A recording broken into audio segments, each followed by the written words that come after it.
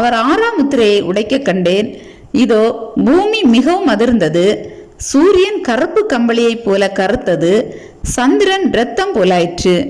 அத்திமரமானது பெருங்காற்றினால் அசைக்கப்படும் போது அதன் காய்கள் உதிர்கிறது போல வானத்தின் நட்சத்திரங்களும் பூமியிலே விழுந்தது. வானமும் சுருட்டப்பட்ட புஸ்தகம் போலாகி விலகி போயிற்று.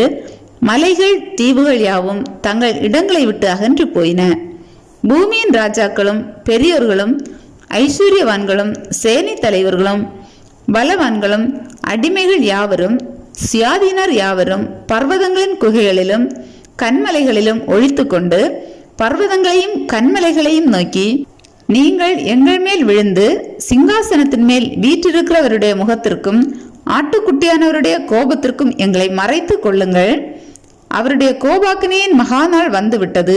யார் நிலை நிற்கக்கூடும் என்றார்கள்.